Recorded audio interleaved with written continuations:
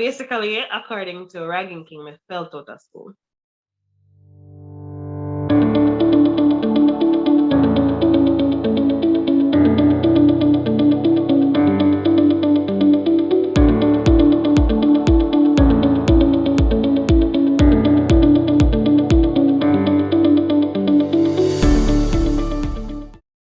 Welcome, everyone, and thank you so much for joining Lived Experiences with Nadz and Shuga. Before we begin, I want to apologize, and sincerest apology, for not being able to make it for the last episode. I hope you tuned in, though. That was a lovely story shared by Dana Shea McIntosh, right? Where she, shared her experience about having trigeminal neuralgia, right? Is that right? Okay? Yes, you got it correct. It's really a strange word. Well, and a strange. Is it a disease? Yeah, disease, condition, however you wish to refer it. Okay. So, it's not something that we would know on a normal basis. So I'm happy she came here and she shared her story with us. Right? She did a really, I mean, I really have to commend her. She really relayed her experience to us in such a good way for us to really understand the severity of the condition. Yeah, so we really have to applaud Dana Shea for that. And we also, yeah, thank you so much. We also just want to spend this time too to say thanks to Shanicia. She was our very first guest. She spoke about her tertiary education, how she managed to finance that. So we thank them for their courage thus far. And of course, we want to thank persons who have been listening to us, who have been watching us on YouTube and listening to us on podcast platforms. We want to say thank you. We would not be doing this if you were not willing to listen to what we have to say. We appreciate you all for joining us. Thank you. So today we are going to share some experiences. Well, Nadz and I, right, of our experience at university and mainly the financial aspect of it, right, and how we finance our education. Right. So Nadz is actually a finalizing student, and I have one more year left. Hey. We both attend the University of the West Indies, Western Jamaica campus, that is, and we're pursuing a Bachelor of Arts in Integrated Marketing Communication. So that degree is basically, it's a multiplicity. It takes from different disciplines. Yes, so we do media, journalism, a little of everything. So that's basically PR, advertising, marketing. Yes, the whole work. So Nordia, do you want to begin? Share the experience? Yeah, sure. I'll go ahead. Where do we start? First of all, the preparation to getting to university. That's where we start. Yeah. All right, no problem. The preparation process. So I left Montego Bay High School. I went on to Herbert Martin. Some of you know it as Compre. Say that again. What year? Okay, you're gonna calculate my age. But anyways, yes, I left Mobay High in 2016. Went 2016 to Herbert Martin. Left Herbert Martin 2018. Started UE 2018 September, right? So the preparation process, I don't think I did a lot. I just applied for UE. When I applied for UE, I started seeking out scholarships that I could apply for to actually finance education because I didn't have the money, Did you apply to UWJC or UE Mona? WJC. Okay. Yeah, WJC. A lot of persons want to go to Mona, to get that full experience. Yeah. I understand, but I applied for and for I think money reasons or limitations was one of the reasons I decided to apply for WJC as well, because of course going to Kingston would mean at the board I have to find somewhere to stay, and that's an additional set of money that I already don't have. Okay, that's true. That was a part of the decision process, or I considered that as one of the reasons I decided to go to WJC instead of Mona. Now, the preparation process, let's get back to that. As I was saying, I never did a whole lot. I applied, I applied for scholarships, NCB scholarship, and we'll get to that story a little later. But I applied for the NCB scholarship. I applied for, I think I started the process of applying for JAMBA, but I didn't complete the process, which is very bad. But I didn't complete the process. And I applied for student loan as a backup, if you will. I applied for student loan. And yeah, I was just hoping any of those things would come through. I did a summer job, hoping that I would be able to, if it's even, pay one semester on my own and then use the loan process or the loan to pay for another semester. But of course, that didn't work out. Your story seems quite organized. It seems like you had everything in the bag, as opposed to myself. No, I didn't have everything in the bag. I didn't have anything in the bag, as a matter of fact, but I had a plan. Coming about nothing in the bag. That's really good. At least you had a plan. The bag was very empty, believe me. So, I started, well, my university process started back in 2010. So I actually applied to the, UAWJC, and that's after I left high school. It so happened that, I had financial. You left high school in 2010? Yes, and you're repeating it now for them to calculate my age. Okay. We have an old girl here. It's gone. Really? So yeah, I applied. However, I didn't get to, continue.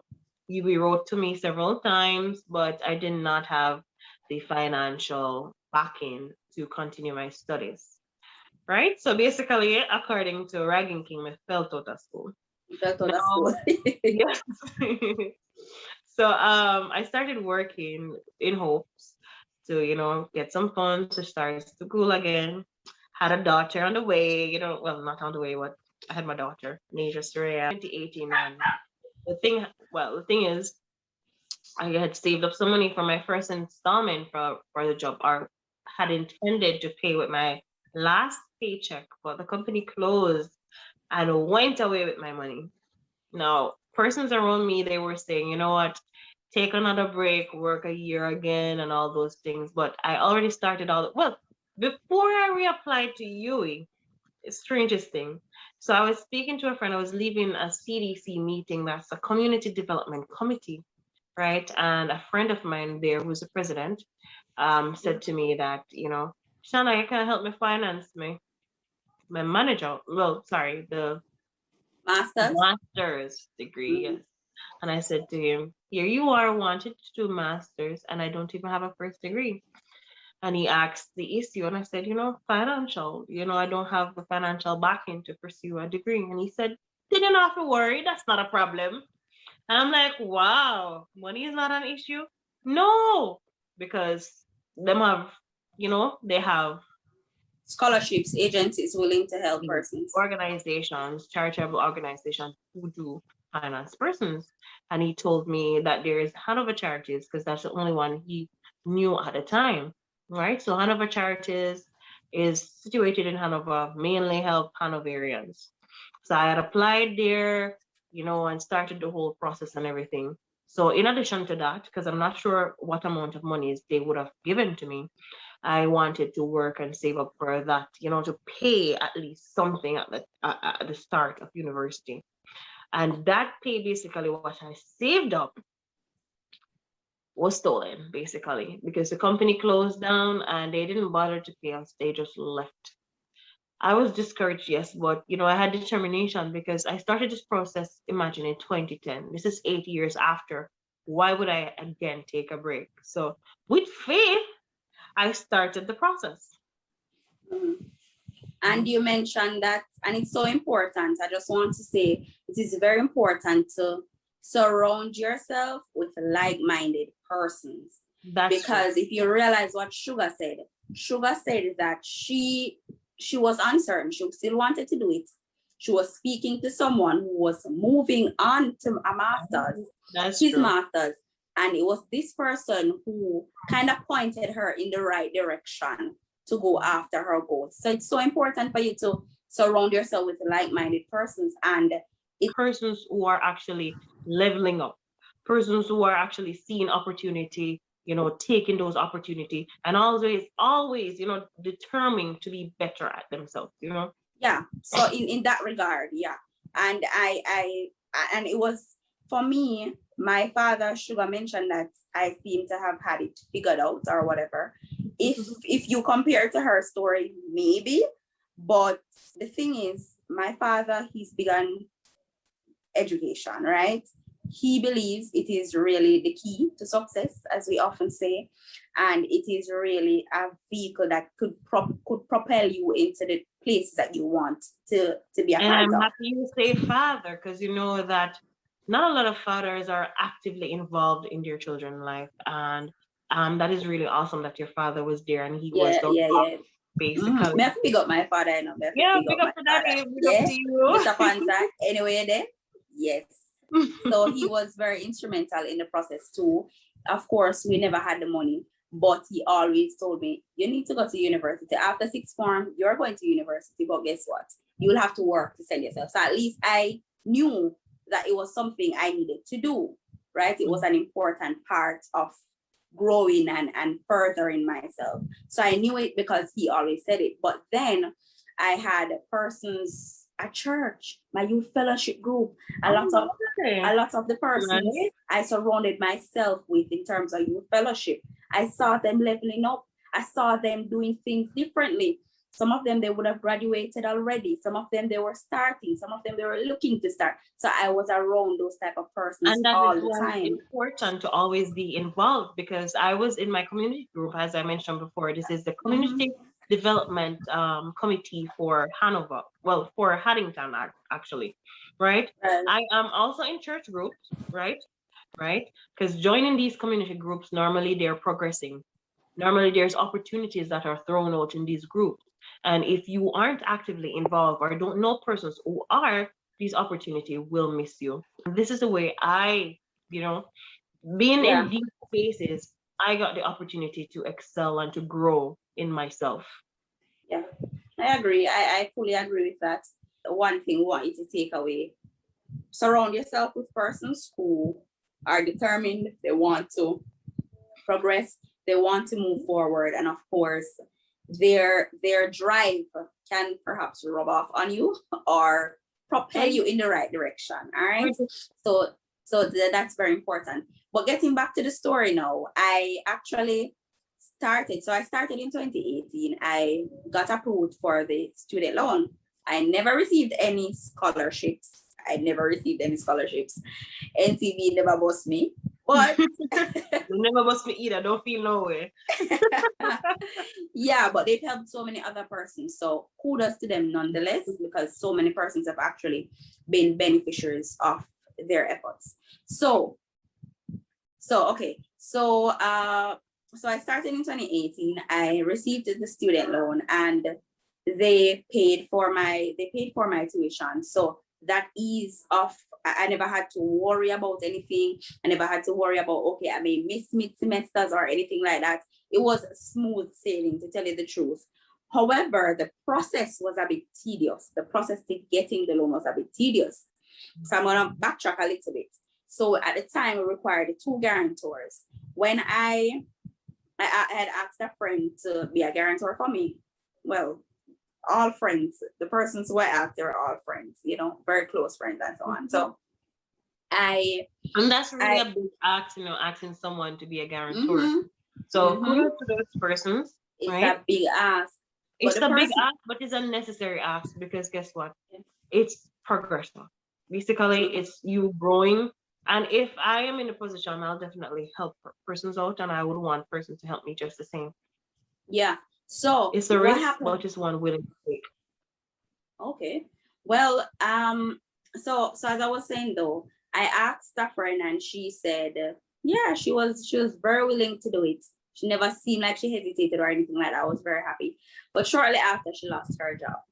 By the time we were to get everything sorted out, so I decided, okay, I'm not able to use her. Requirement for the it's a requirement for the guarantor to be working. They have to at prove the time their earnings, and that was her only source of income at the time. They have to prove what assets or anything they have in order, because they're securing the loan, So if I don't pay it back, they will have to stand the responsibility. So I think the agents or the bureau wants to know how will they pay back, right? Okay. So if it's a case where you're not working and you don't have anything coming in, if you would have been allowed, then anybody could be a guarantor almost. You understand? Okay. So that was not the case. So I couldn't use her.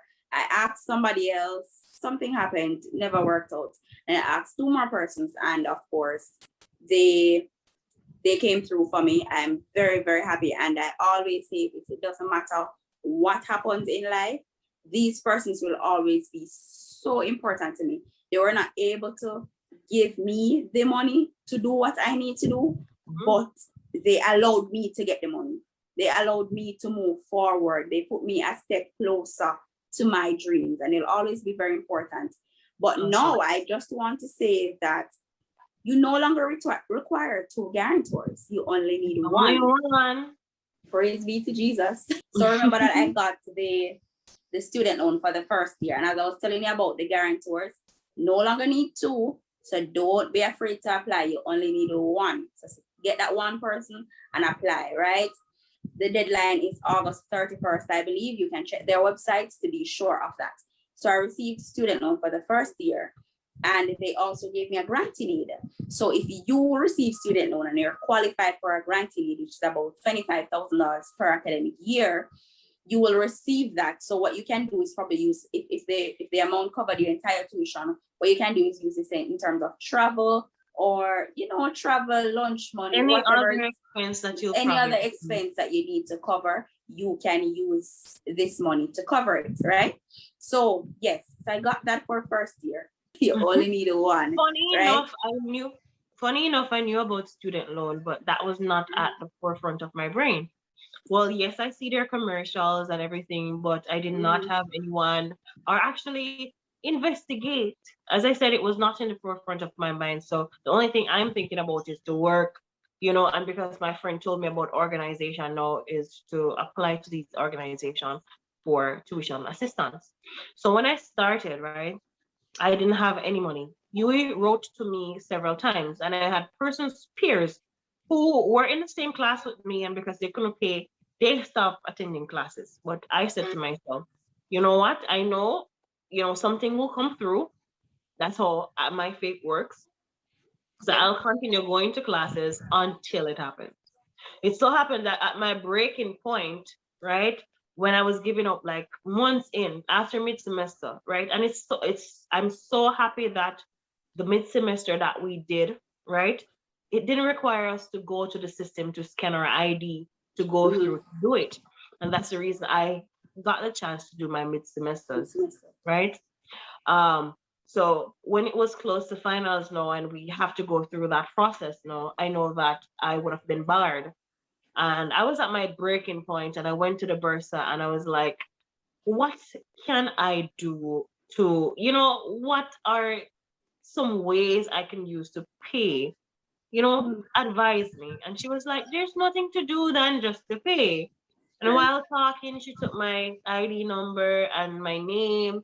And, while she's talking to me, she asked my name again, and I repeated, Shanna K. Brown. And she said, I have a check here for you, like right on the desk in front of her. It's a check she was logging into the system with my name on it. That restored my faith because my faith was running low. God know me couldn't bother. So when I came out the office, I just did a victory dance because, it did put a dent in that tuition. And I did, several different part-time jobs. It's a good thing I got the opportunity by getting involved, when admin have events and so forth, I will assist. And these put me into various spaces where persons, asked Give you opportunities. Gave me opportunities to actually, do some part-time jobs to pay the rest of my tuition. So that's basically what happened for the first year, right? I have to give God thanks for my MP, right? Dave Brown in Eastern Hanover and Hanover Charities, they assisted me within the first year of my university life, and going on, I've applied to various organizations, right? over 30 each time. It so happens that, at least three will come through and it's always the exact amount. And even if it's not the exact, sometimes like a 10, 20, $30,000 that's left, and Yeah. I'll work and You I will just try do it. to put that Definitely. together on your own. And again, we reiterate, really just getting yourself involved, building your connections, building your network. Sometimes that's how you get the information that you need. And we say kudos to persons who continue to support us in whatever way they can, whether they are guarantors, whether they decided to give us the actual money. Okay. We thank you so much for all of that. I want to also big up, Yeah, just sorry to cut you. that's fine. On my second year, I got assistance from Trial Foundation. So big up to Trial Foundation. Thank you so much for investing in me. Right. I think at one point I got Mobility Run as well. So it's no longer active since it's Corona, and that's how they actually Right. generate their funds. Right. So, and I want to say to persons out there, when you see these things, even if you don't want to participate, you can purchase a ticket and give it to someone, because this is what. So if you actually attend though, it's doing something good for you, as in health wise, it's contributing, and also monetary It's wise, doing something it's for doing something somebody else. for somebody. Very important. And I never understood the importance of a walk run, because I've never been to a walk run. Well, I've been to a walk run once, and I'll tell you how. I understood the importance of a walk run when I received the CBUE 5K scholarship. Moving on to second year now, I applied for student loan just the same. I applied for over 22 scholarships or so. And of course, I was lucky enough to receive a call from one entity, and it's a CBU 5K scholarship. Big up CB all the time. And honestly, it was a perfect scholarship because it's a 2-year scholarship. So all I needed to do, remember, I'm going in second year now, so I only have second year. Wow. Yes. So I was going into second year, so I would only have second and third year. That's only 2 years. And so it was a perfect scholarship. All I needed to do was maintain a 3.0 GPA, and I would have been good to go. And of course, I maintained that. So I received it for third year as well. But going into second year, I applied for student loan. I applied for the scholarship just in case, the scholarship not come through and whatever. I ensured that I did what you call it, a contingency. So just in case something not work, I have a backup, right? So that's essentially what I did. But the loan came through, the scholarship came through. I didn't bother with the loan. I worked with the scholarship, CBU 5K scholarship. And this was the first time I attended a walk run. They do a walk run. They do, I think, 2 walk runs. They have the CBU 5K walk run, and then they have another one, eggs care or something. I think it's for smaller, for children. I think this one is for children. And I understood, it was in that moment that I really understood, or getting the scholarship, that I understood the importance of a walk run. Because in my mind, I ain't no runner. So I have gone to every Western walk run. Everyone. It was not until the scholarship I attended a walk run. Well, and it was all the way in Kingston. I am happy. So now I have a partner. Yeah. When everything comes back, I'll be attending walk runs now. I will be definitely attending walk runs. But what a time, because it's COVID time. But still, I will, as much as I can, I will support walk runs, especially CBU 5K walk run, because I know what the proceeds go to. It's a very important cause. And that's when I understood the importance of a walk run, because I say, me and a runner, when I go come last or something, I can't run. Me have 2 left foot, I can't run.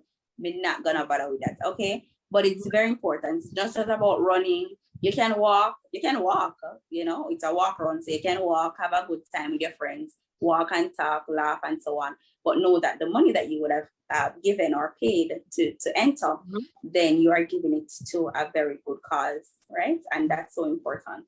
Okay, back to the story. Another important note, on your quest to finding opportunities, because there are persons out there who will take advantage of you, especially now being that you're a university student. They know you have the skill set, the competency, and so forth. Because Nordia and I had an experience with an organization. So I mentioned that I did several part-time work. So I did catering with Mr. Bar and Grill. Nordia and I did that. Yes. I did a little um, with Island Roots. I did a little tour guiding with them. I also did invigilating for the Overseas Examination Commission. And there was this organization in which we, Lordy and I, coordinate debates for. I will not call the organization name because we will not give them any publicity, but it was horrible. The professionalism and so forth, and even now they owe us monies. So in your Yeah. quest, it's just important, even though, yes, you want to finance your tuition and all these things, but some of these people will take advantage of you. And if something, tells you that something is off, pay attention to that. Mhm. Chances are it's off, and Chances are it is. it is off. So just be careful. We know that we're trying to secure the bag, as they say, and try to get the money because the deadline is coming up. We're on a payment plan. We want to get this the mid semester out the way. We want to get the finals out the way. We want to be able to see your grades, because if you don't pay, you don't get to see your grades. At least that's how they operate, right? So just be careful. Then always send out every opportunity. And trust me, we've seen it, we've experienced it. It was not a good experience. Not at all. It wasn't a good experience. We're still owed to this day. Yeah, and just be careful, because at the end of the day, they see your value and they'll exploit it, they'll use it, and then at the time when you need to trade, it's a trade, because you're giving your labor for some money, right? When it's no voluntary service, and I'm not saying you can't volunteer, but if this is the agreement, this is the agreement. You didn't agree to volunteer, so you should be paid. So whenever you recognize that this person is unorganized, very unprofessional, sometimes these are the red flags to say, you know what, something is gonna go wrong. And trust me, everything went wrong. Yes. So just be careful. Just be careful, right? So we definitely have to say that. When my work closed down and I was looking for jobs, everybody wanted me to leave school to come. And even one job offered me a managerial position. And when I turned that down, a lot of person was saying, this is urgent. No, you should have taken it. You should have left school. And I did not want to end up in a predicament that I was in before. And it so happens that same job that offered me the managerial position closed down in 6 months time. So had I taken that opportunity, yeah, I would have, you'd have missed out both ways. Exactly. Right. So it is important to decipher, to choose wisely when you're going to school, and not because of being desperate. Desperation, you make wrong choices. So I'm happy I did not stop, so not being able to work full time, I got other opportunities. As I said before, I work part-time jobs. So they call me on call only when needed. And it so happens that, none of them clash. So I know it was God working for me and faith, right? Yes, it might clash. I think one day only, like 2 jobs clashed, but for the entire period, nothing. Yes, and she's been doing this for 3 years. She's going into her final year because she was initially a part-time student. Do not be afraid to apply for scholarships because you may not meet all the requirements. So, for example, a GPA requirement of 3.5 and you only have a 3.2, don't be afraid to apply. You might be successful. Apply. So just listen to what we have to say. We've gone through it. Shuga is still going through it. Who better to tell you of some of the ways you can do these things, because we would have gone through it as well. So thank you so much for joining Nordia and I today, on our lived experiences with our journey. We're hoping that we have support you, in this conversation, and we'll be able to inspire you so you can take the takeaways, right? And advance yourself, to grow yourself, and to actually know where what to do and what not to do when financing your tuition. Right. I absolutely agree. So just we wish you all the best on whatever goals you have, journey you have, especially if it's as it relates to furthering your education. We're here for that. We completely support it. We encourage you to, let's take some of our advice. You don't have to live it to learn from it. You can listen and learn. I encourage you to listen or watch our other episodes, which are Share a story, share with your family. You don't know. We want to yeah, inspire as much as possible to help as much as possible. So we welcome you to share, to watch, to subscribe, to like, to everything. Let us know how you feel in the comments below, or you can listen us on podcast platforms. So for Apple Podcasts, you can rate us. So they have like 5 stars. And of course, we hope that you give us a 5-star. Okay. So that's essentially it for today. We hope you enjoyed what we had to share. And of course, it will be a wonderful journey listening to our journey. And of course, it will propel you to take action on some of your goals and dreams. All right. Until next time, thank you for joining our community. Thank you for tuning in. Have a great week ahead. Yes, you'll hear this on Sunday. Bye. Bye. Thank you all.